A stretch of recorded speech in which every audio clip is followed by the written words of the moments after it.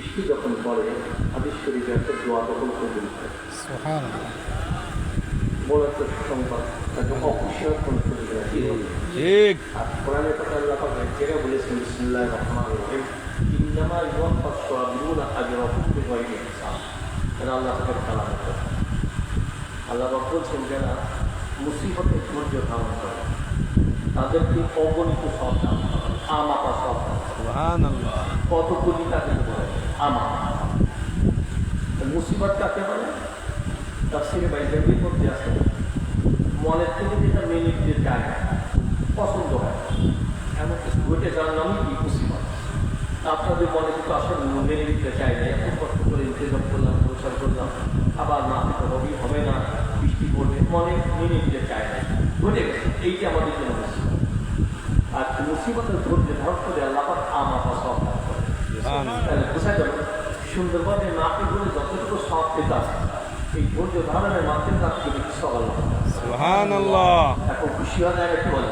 ঠিক। আলহামদুলিল্লাহ। অনেক নিয়ামত আল্লাহ পাক দান করেছেন। আমাদের একটা স্মরণ করেন, এমন একটা সময় গেছে কিছুদিন আগে, কয়েক মাস আগে, একটা মাঠ করতে গিয়ে অনেক দৌড়াদৌড়ি করা লাগে, কিন্তু কোনো মতো দিনে ছোটাছুটি করা লাগে বাস্তবতা ছিল না। ঠিক। এমন হয়েছে প্যান্ডেল হয়েছে, এসে বলে যে না মাঝে আসতে হবে না, প্যান্ডেল ভেঙে যায়। এমন হয়েছে মাইক টানা হয়েছে, মাইক নামা। এমন হয়েছে বাইক বলে বাইক সংক্ষেপ করে। এই বাস্তবতা ছিল না। ছিল। মানুষের মনে কষ্ট ছিল, মেয়েদের কষ্ট। এই কষ্ট কান্নাটা জোয়ার আল্লাহ কবুল করে দিয়েছে, ওই পাল্লা টাকা গেছে। এতে কতদিন থাকবে জানি না, ছয়টার জন্য আবার দাঁড়িয়ে না থাকতে পারো, এটা মনে রাখতে হবে। আল্লাহটা জবাব তো যাই হোক, এটা একটা নিয়ামত। নিয়ামতের শুকর আদায় করলে নিয়ামত বৃদ্ধি পায়। আর অকৃত ভুলে আল্লাহ পাক আযাব গজব বড় করে। সত্য যে একটা ঘটনা বলবো না, আপনারা জানেন সাবা সম্প্রদায়ের ইতিহাস আপনারা পড়ে দেখবেন, কোরআনের পাতা আছে সাবা সম্প্রদায়। এরা বসবাস করত ইয়ামেনের রাজধানী না, এর থেকে 3 মধ্যে দূরে মার শহর। এটা ছিল 2 সারি পাহাড়ের মধ্যকার, মানে উপত্যকা, নিচু এলাকা। এমন বৃষ্টিগত রোদ, পাহাড়ি মানে বৃষ্টির ঢল নেমে বাড়িটা সব ধ্বংস হয়ে গেছে। তো বিভিন্ন সরকারের মাধ্যমে ওই 2 পাহাড়ের মাঝে বিশাল বাঁধ তৈরি করা, মজবুত বাঁধ। আবার ওই যে 2 সারি বিশাল বাগিচা, এমন বাগিচা আল্লাহ দান করেছে, এত সুস্বাদু ফল যা কোনো কল্পনাও করতে পারে। এমনকি তাফসীরের মধ্যে এসেছে যদি কেউ খালি একটা ধুলি মাথায় করে নিয়ে এক প্রান্ত থেকে আরেক প্রান্তে যেত, তাহলে কি হতো? পাকা সুস্বাদু ফলের ধুলিটা নিয়ে চলে যেত। এত নিরাপদ আল্লাহ দেখেছিল, মশা ছিল না, মাছি ছিল না, সাপ পোকা ছিল না। এমন বাইরের থেকে কোনো মেহমান যদি আসতো, তার পোশাকে বিছানায় যদি সাপ পোকা থাকতো, তা ওই এলাকায় ঢোকার সাথে সাথে মারা যেত। মানে যতটুকু জান্নাতি নমুনা আল্লাহ আল্লাহ বলেছেন তোমরা ভোগ করো, কোনো সমস্যা নেই, কিন্তু শুকর আদায় করা হয়েছে। ভোগ করো, শুকর আদায় করো, অকৃতজ্ঞ না পারো না। ইসলাম একটু ভালো ছিল। আমাদের বাংলাদেশে মুরব্বীরা বলে, গ্রাম অঞ্চলে বলে সুখে থাকলে 2 থেকে কি বলে বেশি সুখ, ওরা কিন্তু বেশি ধরে রাখতে পারে না, পারবেন সুখ। আল্লাহ প্রত্যেক থেকে 13 জন নবী পাঠালেন, 13 জন। প্রত্যেকে বলে খবরটা আল্লাহ পারবেন করবেন না, পারবেন করলে আগামাতে মজা ও বাদরের ভেঙে যাবে।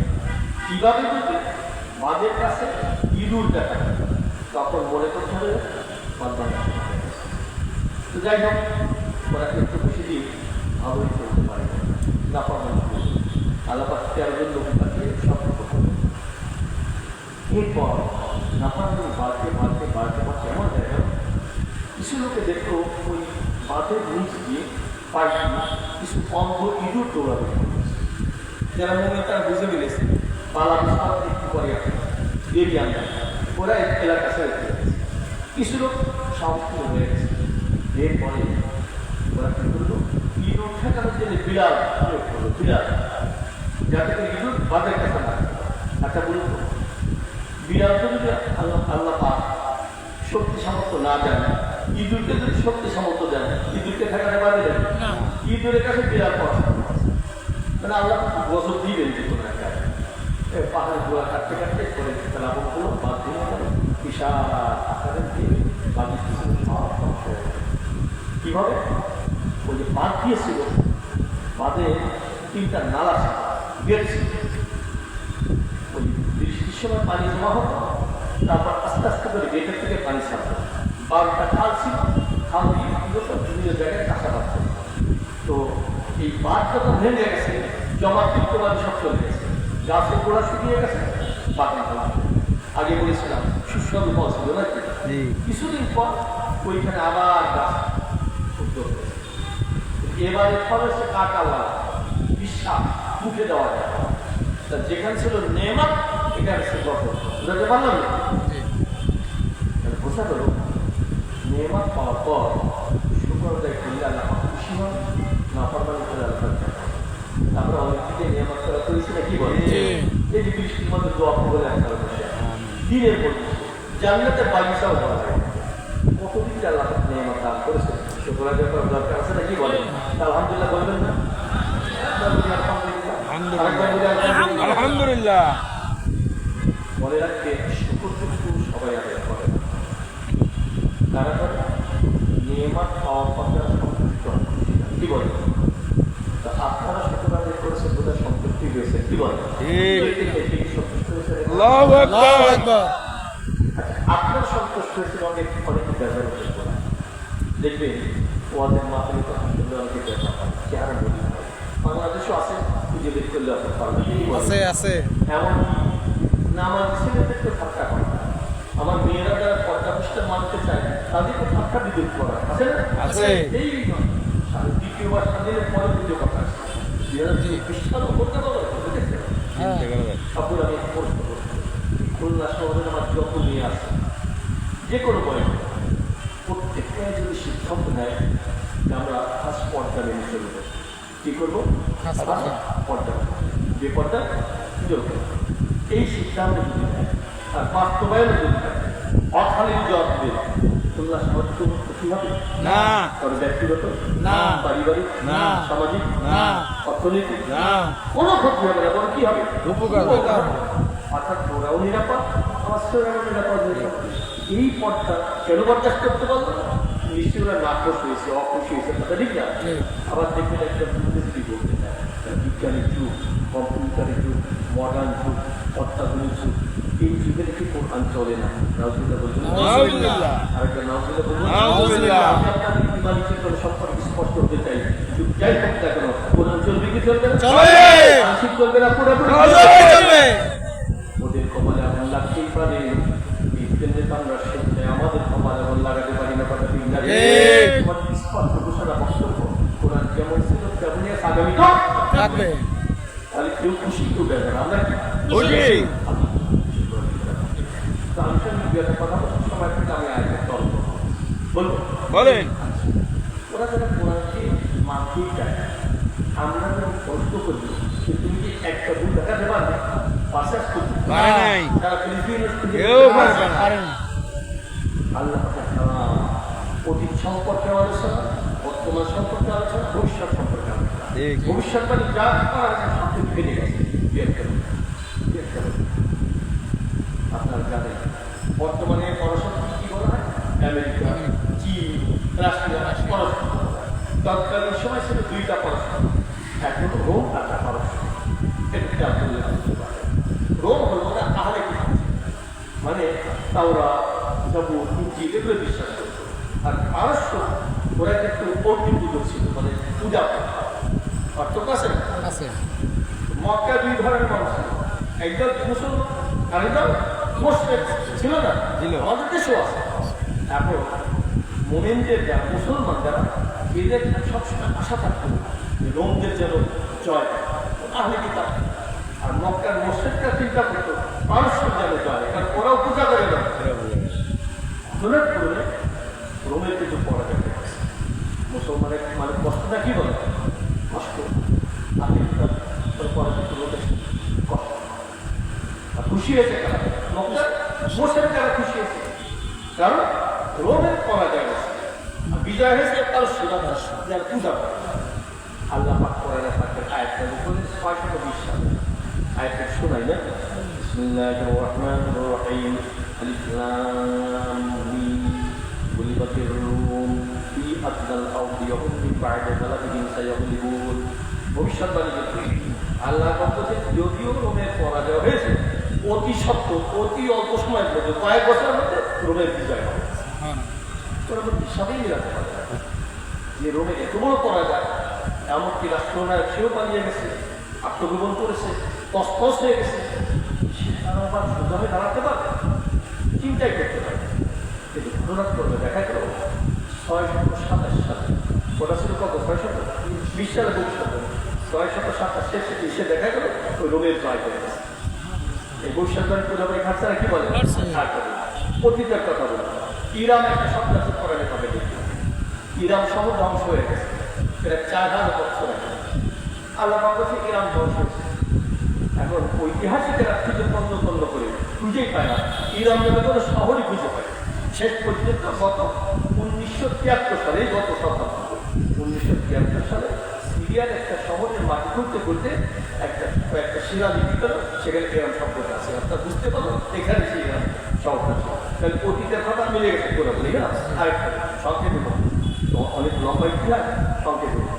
আচ্ছা, আপনারা জানেন এরাও তো বলেছিল আনারবুকু বলে আল্লাহ, আমি তোমাদের বড়, মানে আমি সারা করে বলছিল না, কি বলে স্বেচ্ছাসেবী। দেখে যে কোনো দেশে যে কোনো সরকার যে কোনো রাষ্ট্রনায়ক যখন দেখবে আমি সারা করে থাকতে পারবে না, ও ধ্বংস করতে একটা কাছাকাছি।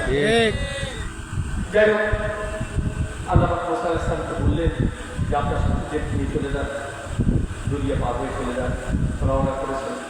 এবার দরিয়া পাশে এসে মুসা আলাইহিস সালামের সাথে রাখে যে সামনে দরিয়া, ওদিকে ফেরাউনের বাহিনীকে ঢুকতে যান। আল্লাহ নবী মুসা আলাইহিস সালামকে ডাক দিয়ে বলেন, আল্লাহ নবী বিপদ তো ডাবল হয়ে গেছে, সামনে কি দরিয়া, পিছনে ফেরাউনের বাহিনী। তখন মুসা আলাইহিস সালাম সান্ত্বনা দিচ্ছে, তোমাদের কোনো চিন্তা করা লাগবে না, ইন্না মাইয়া রাব্বি সায়াহদিন, আমার রব আমাদের সাথেই আছে। আল্লাহ আল্লাহ নবীকে বললেন লাঠি নিক্ষেপ করেন, লাঠি নিক্ষেপ করেছে, 12টা রাস্তা হয়ে গেছে দরিয়া, সূত্র কোনো সত্য। এবার সুন্দরভাবে পার হয়ে গেছে, কিন্তু মনে আতঙ্কিত আছে এই রাস্তা যদি ফেরাউনের বাহিনী দেখে ওরাও তো চলে আসে। এবার আল্লাহ থাকতে দাও, কেন রাস্তা যদি রাজাকে ফেরাতে নামবে না, আল্লাহ পাকিস্তানে ফেরাতে নামাবে। এবার ফেরাউনকে আসে, তার বাহিনী বলছে বাচ্চা নামরা বিশাল আশ্চর্য খবর, 12টা রাস্তা শুকনো রাস্তা, প্রশস্ত রাস্তা নদীর মধ্যে। দেখেন কপাল ঘুরে গেলে ইতিহাস থাকে, বলছে তোমরা যা দেখতেছো সব আমারই তো তাড়াতাড়ি না, কপাল বুঝছে যা দেখতেছো সব আমার আল্লাহ কেমন যেন বলতেছে একটু পরে বুঝতে পারবি, তারপরে ফেরাউন বলছে আমি আগে যাবো, আল্লাহ কাছে তোকে আগে যাবো। যাচ্ছে এরপর ঘটনা পানি যখন চতুর্দিক থেকে সে পড়েছে, এখন গ্রাম পাচ্ছে। দেখবেন মরণের অবস্থা তৈরি হয়, সবাইকে তো আমাদের দেশে সিগন্যাল নাম্বার 12 হয়ে যায়, ফলে ফেরাউন দেখে তার বাঁচার কোনো উপায় নেই। তখন যে কথাটা বলেছেন আল্লাহ পাক কোরআনে আমানতু আন্নাহু লা ইলাহা ইল্লাল্লাযী আমানা বিহি বানু ইসরাঈল ওয়া আনা মিনাল মুসলিমিন।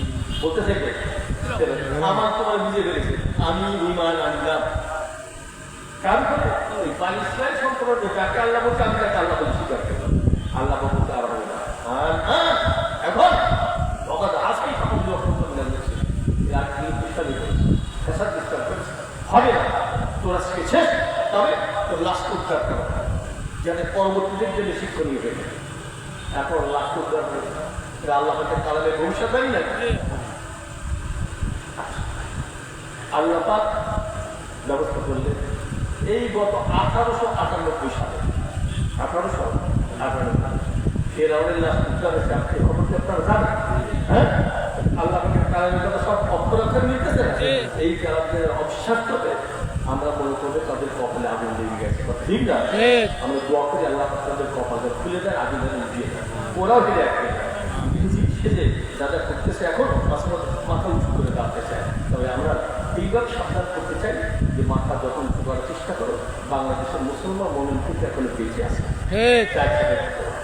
সেটা বললাম কোরআনের প্রতি বিশ্বাসকে মজবুত করার জন্য। আমি দুইটা আয়াত তেলাওয়াত করেছিলাম। রাসূলুল্লাহ সাল্লাল্লাহু আলাইহি ওয়াসাল্লামের মর্যাদা সম্পর্কে দু একটা কথা বলতে চাচ্ছিলাম, যদি আপনার ধৈর্য করে বলবেন তাহলে দোয়া করবেন। বলবেন বলবেন বলেন বলেন। রাসূলুল্লাহ সাল্লাল্লাহু আলাইহি ওয়াসাল্লামের মর্যাদা তার চরিত্র কেমন ছিল। আল্লাহ আয়েশা রাদিয়াল্লাহু তাআলা আনহাকে জিজ্ঞাসা করলেন সাহাবাইরা, আল্লাহ নবী হাবিবের চরিত্র কেমন ছিল? একটা বাক্যে জবাব দিলেন, কানা খুলুকুল কুরআন, কুরআন যা রাসূলের চরিত্র। সুবহানাল্লাহ। উম্মে সুলাইম নামে এক নারী হিজরত করেছিল, তারই একটা সন্তান ৮ বছর বয়স, নাম হলো আনাস ইবনে মালিক রাদিয়াল্লাহু তাআলা। উম্মে সুলাইম আল্লাহ নবীর হাবিবের কাছে জিজ্ঞেস করলেন, আমার সন্তান আপনার খেদমতে রাখতে চায়, বয়স কত? ৮ বছর। একজন বছর 10 বছর 1000 খেদমত করেছে। শেষে বলছে রাসূলুল্লাহ সাল্লাল্লাহু আলাইহি ওয়াসাল্লামের খেদমত করলাম 10 বছর, এই 10টা বছরের মধ্যে একটা করে যদি একবারও বলেন নাই আল্লাহ তুমি এটা কেন করেছো, এটা কোনো পাবো না, একটা বার আসতে পারো। যায়েদ ইবনে সাবিত নাম শুনেছেন, ছোটবেলায় মায়ের সঙ্গে নানা বাড়িতে বেড়াতে গিয়েছে।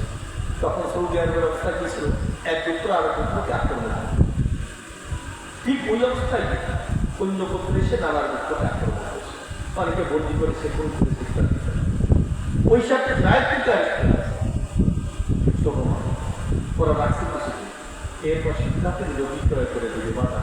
কি বিক্রয় হতো না কি বলে, এখন বিক্রয় খরিদ্দার সঙ্গে দাম কথা শেষ পর্যন্ত একজন খরিদ্দার খরিদ করলেন, তার নাম হাকিম ইবনে হিসাম। তিনি ছিলেন খাদিজা রাদিয়াল্লাহু তাআলা আনহার ভাবি। খরিদ করে বুকে বসে, প্রভু আমার কাছে একটা গোলাম আছে, এটা আপনাকে হাদিয়া দিয়ে দিলেন। মালিককে হয়ে গেলেন খাদিজা রাদিয়াল্লাহু তাআলা। এবার কিছুদিন পর রাসূলুল্লাহ সাল্লাল্লাহু আলাইহি ওয়াসাল্লামকে ডাকতে বলছেন, খাদিজা রাদিয়াল্লাহু তাআলা, ইয়া রাসূলুল্লাহ, আমার কাছে একটা গোলাম আছে, আপনাকে হাদিয়া দিলাম। এবার মালিককে হয়ে গেলেন রাসূলুল্লাহ। এখন খুশি চিত্তে গ্রহণ করলেন, আল্লাহ চোর হয়ে গেল।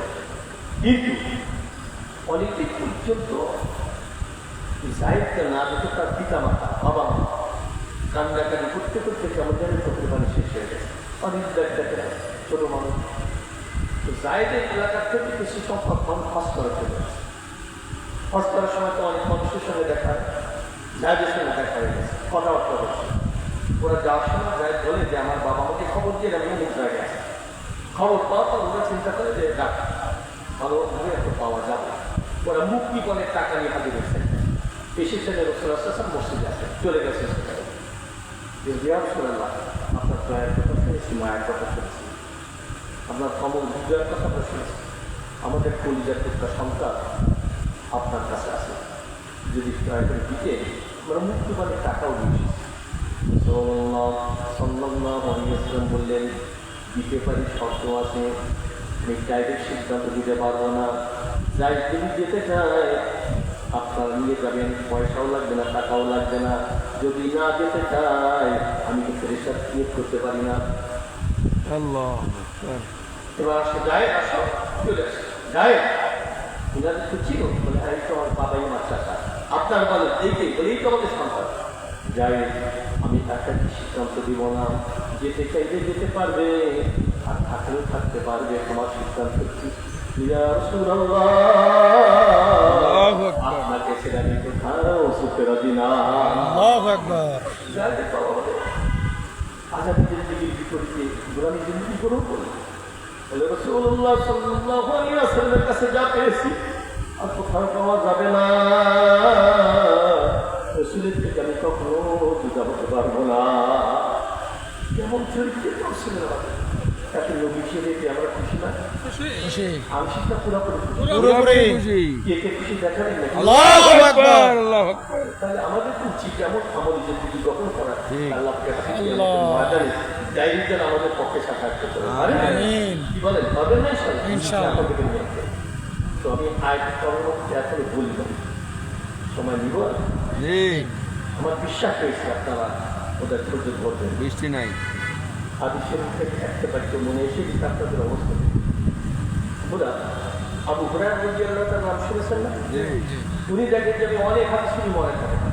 আল্লাহ একবার বলছি, ইয়া রাসূলুল্লাহ, আপনার পবিত্র জবানের পবিত্র বাণী অনেক শুনি, মনে রাখতে পারি না সব। রাসূলুল্লাহ সাল্লাল্লাহু আলাইহি ওয়াসাল্লাম বললেন, আবু হুরায়রা, একটা কাজ করো, তোমার গায়ের চাদরখানা আমার সামনে একটু মেলে ধরো। সাথে সাথে মেলে দিচ্ছে। রাসূলুল্লাহ সাল্লাল্লাহু আলাইহি ওয়াসাল্লাম এক জায়গায় করে অঞ্জলি পাঠালেন, হাতের মধ্যে কি আছে দেখা যায় না, কি আছে একমাত্র কে জানে। কি যেন আছে, ওই জানলাকে ফেলে দিয়ে বললেন, আবু হুরায়রা, এবার এই চাদরখানা তোমার বুকে জড়িয়ে না। সাথে সাথে ক্ষতি করবে। স্ত্রীর পরে নিজেই বর্ণনা করছে, এই মোবারক চাদরখানা বুকে জড়ানোর পর থেকে যত হাদিস শুনেছি একটা ভুলি নাই। আগ্রহের কারণে আপনাদের আগ্রহ আছে, আল্লাহ জন্য আপনাদের আমাদের আসর করে দেন, তার সঙ্গে আমার জন্য জানেন সব থেকে আয়টা মাত্র আয়টার পরে 26 নম্বর পারা সূরা আন-নাহল 2 নম্বর আয়াত 3 নম্বর আয়াত নাজিলের প্রেক্ষাপটটা সংক্ষেপে বলে বুঝতে পারবে। বাণী তামিল গোত্রের কিছু সংখ্যক মানুষ একবার আসছেন রাসূলুল্লাহ সাল্লাল্লাহু আলাইহি ওয়াসাল্লামের দরবারে একটা উদ্দেশ্য নেই, উদ্দেশ্য একটা, সেটা ওই গোত্রের গোত্রপতি কে হবে, সরকার কি হবে, এটা সিলেকশনের জন্য আসে। তারা আসতেন কার কাছে? রাসূলুল্লাহ সাল্লাল্লাহু আলাইহি ওয়াসাল্লাম। ইয়া রাসূলুল্লাহ, আমাদের গোত্রে বর্তমানে কোনো সরকার নাই, আপনি সিলেকশন করবেন। সেখানে বসেছিলেন উম্মতের মধ্যে এক নম্বরের ব্যক্তিত্ব, খলিফাদের মধ্যে এক নম্বর, নামটা আপনাদের জবান থেকে শুনবো না, আবু বকর। দ্বিতীয় নম্বর ব্যক্তিত্ব, দ্বিতীয় খলিফা তিনিও ছিলেন, নামটা আপনারা বলবেন, ওমর ফারুক। এদের নামে নামে মর্যাদা হবে, আমি সাহাবায়ে আল্লাহকে আমি পরামর্শ করে কাজ করছিলাম। আচ্ছা বলো তোমরা, এই গোত্রের গোত্রপতি কি হলে ভালো হয়? প্রথমে প্রস্তাব দিচ্ছেন আবু বকর সিদ্দিক রাদিয়াল্লাহু আনহু। এই গোত্রের গোত্রপতি কাউকে হাতে হলে ভালো হয়, মানে একটা না একটা। ওমর কি বলবে? ওমর ফারুক রাদিয়াল্লাহু আনহু বলেন, ইয়া রাসূলুল্লাহ, আমার মনে হয় এই গোত্রের গোত্রপতি আপনার হাত ছিল। প্রস্তাব কয়টা হলো? আমাদের মানুষের সব অভ্যাস প্রস্তাবের পক্ষে একটি যুক্তিও দেওয়ার চেষ্টা করে। আবু বকর সিদ্দিক রাদিয়াল্লাহু তাআলা তিনিও যুক্তি দিচ্ছেন, ওমর ফারুক রাদিয়াল্লাহু তাআলা তিনিও যুক্তি দিচ্ছেন। একটা বলুন তো, বেশি যুক্তি খারাপ করলে আওয়াজ কি ছোট থাকে, রাস্তা তো বড় হয়ে যায়, দুটো হয়ে যায়। আওয়াজ তো কেমন হচ্ছে, যে আওয়াজটা রাসূলুল্লাহ সাল্লাল্লাহু আলাইহি ওয়াসাল্লামের আওয়াজ বেশি হয়েছে, আল্লাহকে ভালো লাগে বলে আয়াতটা বলছে। এই আয়াতটা বিসমিল্লাহির রহমানির রহিম। يا أيها الذين آمنوا لا ترفعوا أصواتكم فوق صوت النبي ولا تجهروا له بالقول كجهر بعضكم لبعض أن تحبط أعمالكم وأنتم لا تشعرون. হে মুমিনেরা, খবরদার, লা তারফাউ আসওয়াতাকুম, তোমাদের কণ্ঠস্বর উঁচু করতে পারবে না, ফাওকা সাওতিন নবী, আমার হাবিবের থেকে বেশি আওয়াজে কথা বলতে পারবে। শুধু তাই না, ولا تجهروا له بالقول كجهر بعضكم لبعض, তোমরা পারস্পরিক আলোচনার মধ্যে যে আওয়াজে কথা বলো, এমন আওয়াজ আমার হাবিবের সামনে কথা বলা যাবে না। যদি বলো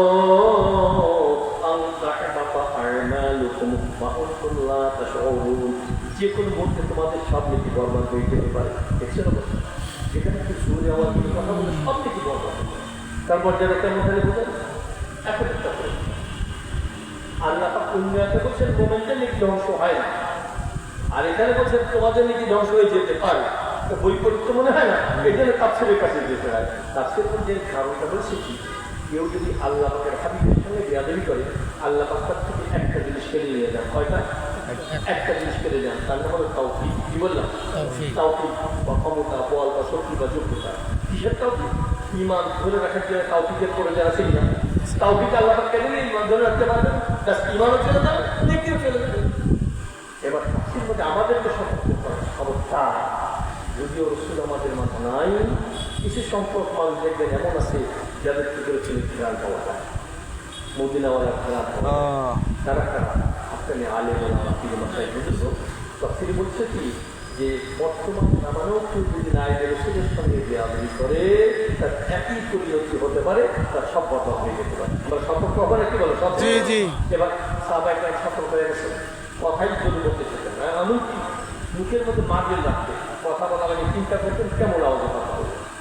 এবার আল্লাহ পাক খুশি হয়ে গেছে, সাহাবায়ে কেরাম সতর্ক, আল্লাহ পাক এবার দেখেন সুসংবাদ কিভাবে যায়। বিসমিল্লাহির রহমানির রহিম। ইন্নাল্লাযীনা ইয়াকুতুনা আসওয়াতাহুম ইনদা রাসূলিল্লাহ উলাইকা আল্লাযীনা ইমতাহানাল্লাহু কুলুবাহুম লিত-তাকওয়া লাহুম মাগফিরাতুন ওয়া আজরুন আযীম। একটু করি আলহামদুলিল্লাহ। আলহামদুলিল্লাহ। আল্লাহ পাক বলছেন যারা নিশ্চয়ই যারা আমার হাবিবের সঙ্গে আদব রক্ষা করার জন্য সত্য সত্য আওয়াজে কথা বলে, ফিস করে কথা বলে, সিংহ আওয়াজে কথা বলে, উলাইকাল্লাযীনা ইমতাহানাল্লাহু কুলুবাহুম লিত-তাকওয়া, আমি তাদের কলবকে ফাইল করে ফেলেছি, বাছাই করে ফেলেছি তাকওয়া বসিয়ে দেওয়ার জন্য। সুবহানাল্লাহ। শুধু তাই না, লাহুম মাগফিরাত, তাদের জিন্দেগীর সকল গুনাহ খাতা মাফ করে দেওয়া হবে। শুধু তাই না, ওয়া আজরুন আযীম, জান্নাতের মধ্যে তাদেরকে মহাপুরস্কারে পুরস্কৃত করা হবে। সুবহানাল্লাহ। নসিহত কি? একটু বিয়াদি হলে সব শেষ হয়ে যেত। আর আদব রক্ষা করে আল্লাহ পাক তুলে দিতে পারেন, কলবের একটু তুলে দিতে পারেন। এখন বলে আল্লাহ পাকে হাবিবের সঙ্গে আদব রক্ষা করা লাগে না?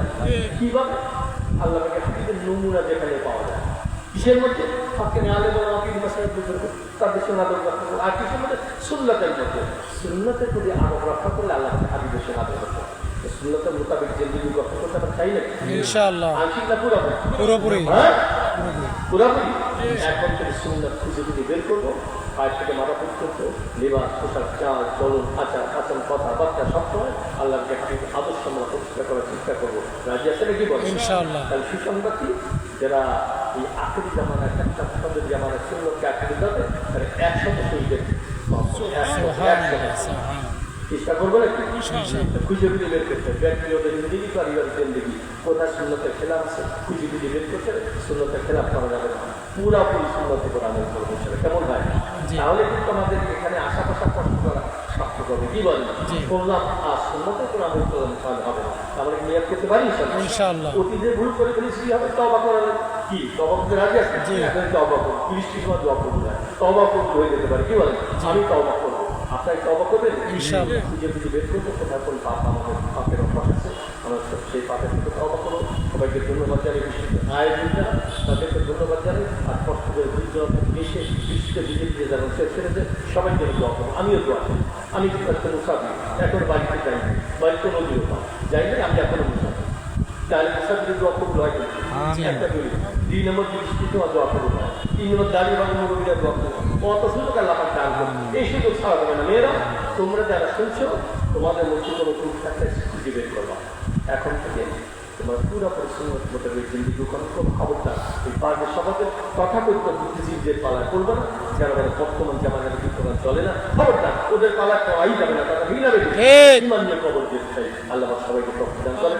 আমি দোয়া চাই, সবাইকে দোয়া করে আমি শেষ করছি। আপনি যাওয়ান আলহামদুলিল্লাহ। আসসালামু আলাইকুম ওয়া রাহমাতুল্লাহ। আমরা